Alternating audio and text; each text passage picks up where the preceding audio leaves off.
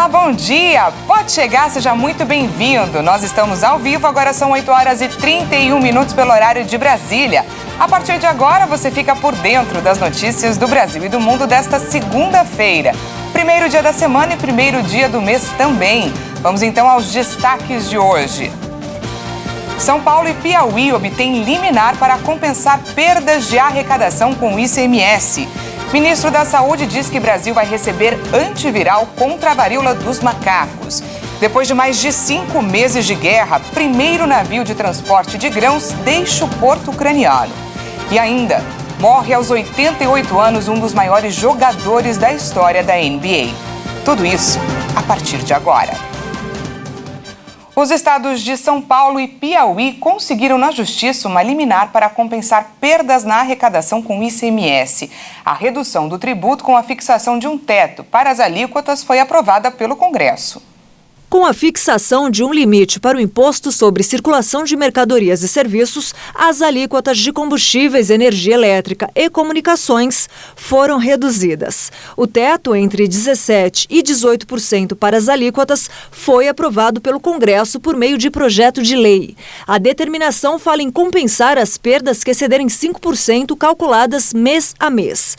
No entendimento do governo federal, o Congresso especificou que os montantes a serem comparados são os valores relativos ao exercício de 2022, um período completo, com valores relativos ao ano de 2021. Com isso, essa compensação deveria ser feita em 2023, porque o ano de 2022 ainda está em curso. Os estados de São Paulo e do Piauí conseguiram obter uma liminar do Supremo Tribunal Federal, permitindo a compensação imediata das perdas do ICMS com a redução das alíquotas por meio do abatimento do pagamento das prestações das dívidas com a União. Os estados do Maranhão e Alagoas já tinham obtido decisões semelhantes. O Comitê Nacional de Secretários de Fazenda dos Estados, o CONCIFAZ, espera um efeito cascata com outros governadores conseguindo o mesmo. O presidente Jair Bolsonaro indicou 2 nomes para as vagas de ministros do Superior Tribunal de Justiça. Messô Azulay Neto, juiz federal do Tribunal Regional Federal da 2ª Região, e Paulo Sérgio Domingues, juiz federal do Tribunal Regional Federal da 3ª Região. O despacho, com a indicação do presidente, foi publicado hoje no Diário Oficial da União. As 2 vagas foram abertas com as aposentadorias dos ministros Napoleão Nunes Maia Filho e Nefi Cordeiro. E agora a gente fala de desemprego. O desemprego no Brasil manteve a trajetória de queda e fechou o segundo trimestre de 2022 em 9,3%, o menor dos últimos 7 anos. Mas o número de trabalhadores informais sem carteira assinada ou trabalhando por conta própria nunca foi tão alto, de acordo com dados divulgados pelo IBGE. O número divulgado pelo IBGE mostra uma queda acentuada do desemprego em relação ao segundo trimestre do ano passado, quando foi de 14,2%. O número de desempregados recuou 15,6% em relação ao trimestre anterior, chegando a 10,1 milhões de pessoas. Isso representa 1,9 milhão de pessoas a menos em busca por trabalho no país. Segundo o Instituto, a população ocupada é a maior desde o início da série histórica da pesquisa em 2012. Esse contingente foi estimado em 98,3 milhões, o que representa uma alta de 3,1% em relação ao trimestre anterior. São 3 milhões de pessoas a mais no mercado de trabalho, sendo 1,1 milhão na informalidade. Na comparação com o mesmo período de 2021, a alta é de 8,9 milhões de trabalhadores. O número de trabalhadores informais também foi o maior da série histórica do indicador, iniciada em 2016. A pesquisa também aponta para a expansão de 7 atividades econômicas. Entre elas, os destaques foram o comércio, a indústria e a administração pública, defesa, seguridade social, educação, saúde humana e serviços sociais. O rendimento médio foi estimado em R$ 2.652, ficando estável na comparação com o primeiro trimestre. E olha só, a internet móvel de quinta geração deve ser ativada na cidade de São Paulo na quinta-feira, dia 4.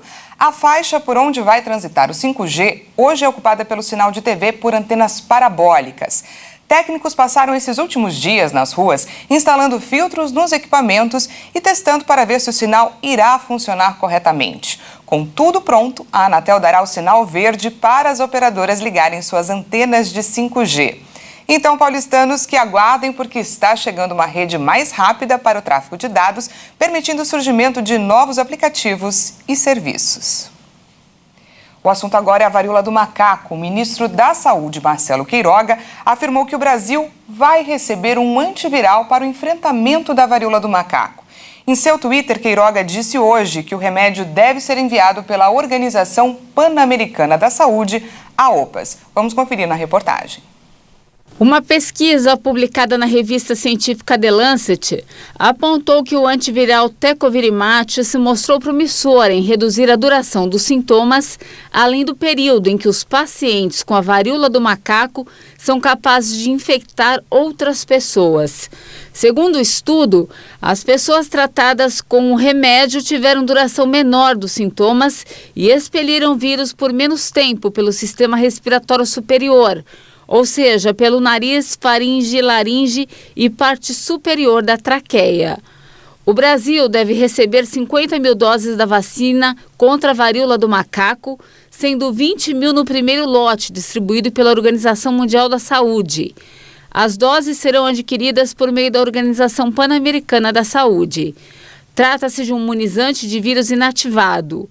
O antiviral deve ser administrado em 2 doses, com intervalo de 30 dias entre a primeira e a segunda aplicação. A data em que as primeiras doses serão entregues está sendo negociada com autoridades.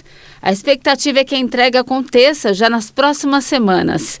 Segundo a última atualização do Ministério da Saúde, até o momento o Brasil registra 1.369 casos confirmados de varíola do macaco no país. Por estados, a doença afeta mais pessoas em São Paulo, onde há mais de 1.030 casos confirmados. Os demais estados têm números bem menores, como Rio de Janeiro, com 169, e Minas Gerais, com 63. A primeira morte pela doença em paciente com imunidade baixa foi registrada em Minas Gerais. Vamos falar de coronavírus. Segundo a última atualização do Ministério da Saúde, as mortes registradas no mês de junho por Covid mais do que dobraram, indo de 1.520 para 4.458 vítimas da doença, uma alta de 122,9%. A expectativa é que o balanço de julho mostre essa mesma tendência. Vamos então aos números atualizados da pandemia. O Brasil confirmou mais 28 mortes por Covid-19 em 24 horas. Desde o início da pandemia, já são 678.514 vítimas da doença. Em um dia, foram registrados 20.313 novos casos de Covid-19. Ao todo, já são 33.833.900 diagnósticos confirmados, com tendência de estabilidade e variação de menos 11% em relação a 2 semanas. A média móvel de mortes chegou a 221 vítimas diárias. Já a média de casos na última semana foi de 34.649 registros por dia. Esses dados mostraram uma tendência de queda, com variação de menos 40% em relação a 2 semanas. Só que, de acordo com o Ministério da Saúde, Ceará, Distrito Federal, Maranhão, Minas Gerais, Mato Grosso, Rio de Janeiro, Roraima e Tocantins não atualizaram os dados. E o estado do Mato Grosso do Sul não informou o número de óbitos pela doença. O assunto agora é a vacinação contra a Covid, já que o Brasil tem mais de 460 milhões e 600 mil doses de vacinas aplicadas. Vamos entender melhor esse avanço olhando, é claro, o nosso vacinômetro. De acordo com dados do Ministério da Saúde e das Secretarias Estaduais de Saúde, a primeira dose já foi aplicada em 84,38% da população. Já a segunda dose em 79,91% dos brasileiros e a primeira dose de reforço, a terceira dose, em 51,63% das pessoas. E ainda falando de saúde, começa a valer hoje o fim do limite para sessões com psicólogos, fonoaudiólogos, terapeutas ocupacionais e fisioterapeutas. A decisão da Agência Nacional de Saúde Suplementar estende o direito a pacientes com qualquer diagnóstico. A medida vale para os usuários de planos de saúde com qualquer doença ou condição listada pela Organização Mundial de Saúde. Com a alteração, o fim do limite de consultas e sessões com profissionais da saúde vale com a indicação do médico. De acordo com a ANS, a decisão tem o objetivo de promover a igualdade de direitos aos usuários da saúde suplementar e padronizar o formato dos procedimentos atualmente assegurados relativos a essas categorias profissionais. Dessa forma, foram excluídas as condições exigidas para determinadas coberturas para as consultas e sessões com psicólogos, fonoaudiólogos, terapeutas ocupacionais e fisioterapeutas, e o atendimento vai passar a considerar a prescrição do médico assistente. Antes, cada uma dessas especialidades tinha regras específicas que delimitavam o número de consultas e sessões que o paciente tinha direito pelos planos de saúde. E veja a seguir, depois de um acordo mediado pela ONU e Turquia, Ucrânia retoma a exportação de grãos hoje. E ainda, morre aos 88 anos um dos maiores jogadores da história da NBA. Nós voltamos já, não saia daí.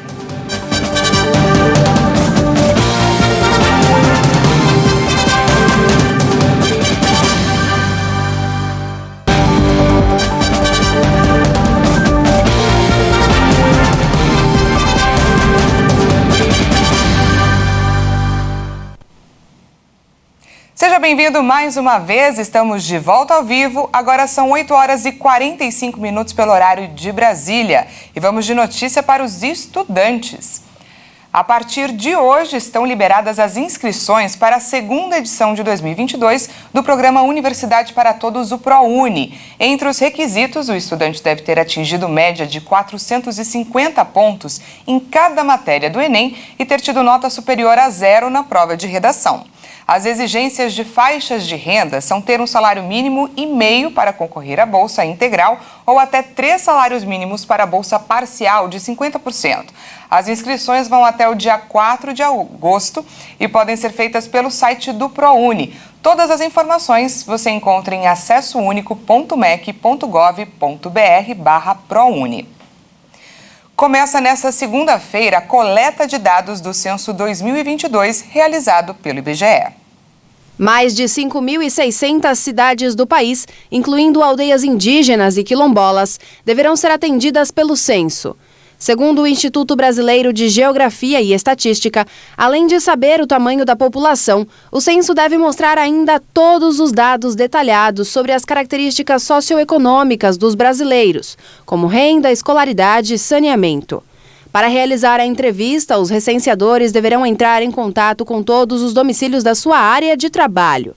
Existe ainda a possibilidade de o agente realizar a entrevista em dias e horários alternativos, inclusive à noite e aos finais de semana. Ao receber a visita do recenseador do IBGE, é preciso ficar atento. Todos deverão estar identificados com boné, colete e crachá. Dentro do crachá, haverá um QR Code que pode ser lido pelo celular. Com isso, é possível confirmar o nome e a foto do recenseador e verificar se ele pertence ao quadro de servidores do Instituto. A coleta de dados deve ocorrer até o início de novembro. Os primeiros resultados estão previstos para serem divulgados ainda no final deste ano. Outras análises e cruzamentos de dados serão divulgados ao longo de 2023 e 2024. Realizado a cada 10 anos, o censo demográfico é a principal fonte de referência para conhecimento das condições de vida da população. Em 2020, o censo foi adiado por causa da pandemia de Covid-19. E vamos para os destaques internacionais. No Kentucky, o número de vítimas da chuva subiu para 26. E os serviços de meteorologia alertam para uma piora das condições climáticas. Os trabalhos de busca e resgate seguem a todo vapor por lá. Equipes de resgate trabalham de porta em porta no estado americano do Kentucky em meio à piora das condições climáticas, enquanto os esforços de busca por vítimas continuam. Algumas áreas da região permanecem inacessíveis depois que as inundações transformaram estradas em rios, destruíram pontes, varreram casas e mataram pelo menos 26 pessoas. A dificuldade em conseguir serviço de telefonia celular também complica o trabalho dos socorristas. As enchentes causadas pelas chuvas torrenciais que começaram na quarta-feira atingiram uma região do estado que sofre com a extrema pobreza. Algumas áreas registraram mais de 200 milímetros de chuva em um período de 24 horas. O presidente Joe Biden emitiu uma declaração de desastre pelas inundações, o que permitiu que a ajuda federal complementasse as operações estaduais. O Centro de Prevenção do Tempo do Serviço Nacional de Meteorologia alertou neste domingo sobre a possibilidade de mais inundações. E hoje é um dia histórico não só para o leste europeu, mas também para o mundo todo. Depois de um acordo com mediação da Turquia e da ONU, a Ucrânia retomou nesta segunda-feira a exportação de grãos. A Ucrânia retomou nesta segunda-feira as exportações de grãos depois que um navio carregado com milho zarpou do porto de Odessa, o primeiro desde o início da invasão russa. O envio só foi possível depois de um acordo assinado com a Rússia mediado por ONU e Turquia para aliviar a grave crise alimentar mundial. O tratado permite a retomada das exportações sob supervisão internacional. De acordo com o ministro de Infraestrutura da Ucrânia, o navio com bandeira de Serra Leoa transporta uma carga de 26 mil toneladas de milho. Rússia e Ucrânia são grandes potências agrícolas e responsáveis por abastecer grande parte do mercado mundial com trigo, milho e óleo de girassol. Analistas calculam que entre 20 e 25 milhões de toneladas de grãos estão bloqueadas nos portos ucranianos desde o final de fevereiro, o que provocou a disparada dos preços. O secretário-geral da ONU, Antônio Guterres, celebrou a retomada das exportações e diz esperar que outros navios façam o mesmo para contribuir com a indispensável estabilidade e assistência à segurança alimentar mundial. O porto de Beirute sofreu com novos problemas neste domingo, a dias de completar 2 anos daquela gigante explosão. Desta vez, um desabamento que foi registrado nos silos de grãos formou uma imensa nuvem de poeira na região. Uma parte dos silos de grãos danificados do porto de Beirute desmoronou neste domingo depois de um incêndio há poucos dias do 2º aniversário da explosão devastadora na capital libanesa. Jornalistas da AFP no local observaram uma nuvem de poeira cobrir a área inteira após o colapso das 2 torres de grãos. O fogo começou há mais de 2 semanas na parte mais danificada dos silos do porto. Especialistas e autoridades consideram que começou devido à fermentação dos restos de cereais armazenados e às altas temperaturas. Estas estruturas absorveram parte da onda de choque da explosão devastadora em 4 de agosto de 2020, que matou 200 pessoas e feriu mais de 6 mil, destruindo bairros inteiros do oeste da cidade. A explosão ocorreu em um armazém que guardava centenas de toneladas de nitrato de amônio. Vários ministros alertaram nesta semana sobre precauções a serem tomadas em caso de colapso dos silos, como evacuação da área e o uso de máscaras. Em abril, o governo tinha ordenado a demolição dos silos, mas a decisão foi suspensa devido à oposição de parentes das vítimas da explosão de 2020, que queriam transformar o local em homenagem às vítimas. Mudando de assunto, o empresário João Paulo Diniz, de 58 anos, filho do também empresário Abílio Diniz, fundador do grupo Pão de Açúcar, morreu neste domingo em Paraty, na Costa Verde. Ele sofreu um infarto. A informação foi confirmada em uma nota enviada pela assessoria da família. Em 2001, o empresário sobreviveu a uma queda de helicóptero que levou à morte da modelo Fernanda Vogel. João Paulo mantinha uma empresa de investimentos nos setores de academias, restaurantes, tecnologia e imobiliário. O empresário, que se apresentava em suas redes sociais como um apaixonado pelo esporte, era presidente de uma iniciativa que busca ajudar entidades do setor a adotarem uma gestão profissional. E neste domingo morreu também aos 88 anos Bill Russell, o maior vencedor da história dos esportes americanos e lenda da NBA. Ele foi um dos primeiros atletas negros a jogar na liga. Há quem considere Michael Jordan o melhor jogador da história da NBA. LeBron James sempre aparece nas conversas como que jogou em alto nível por mais tempo. Mas é unanimidade entre quem acompanha basquete que Bill Russell, morto neste domingo, é o jogador mais importante da história do NBA e está entre os principais do esporte americano. Em um anúncio nas redes sociais, a família do pivô afirmou que ele morreu pacificamente ao lado da esposa. Russell foi campeão da Liga Nacional de Basquete, a NBA, 11 vezes, foi membro dos times históricos dos 25, 50 e 75 anos da Liga e medalhista de ouro nos Jogos Olímpicos. Mas a quantidade de títulos é suficiente apenas para começar a explicar a importância dele para o esporte e para a sociedade dos Estados Unidos. Bill Russell foi fundamental na luta pelos direitos civis nos Estados Unidos, como um dos primeiros atletas negros a jogar na NBA, enquanto anos antes a liga era exclusiva para jogadores brancos. Além disso, Russell foi o primeiro técnico negro campeão nacional de basquete. Em um comunicado, o comissário da NBA, Adam Silver, afirmou que Bill representava algo maior que o esporte, os valores da igualdade, respeito e inclusão que ele estampou na liga. O texto também afirma que Russell advogou com vigor, no auge das capacidades atléticas, por direitos civis e justiça social, um legado que passou adiante para gerações de jogadores que seguiram seus passos.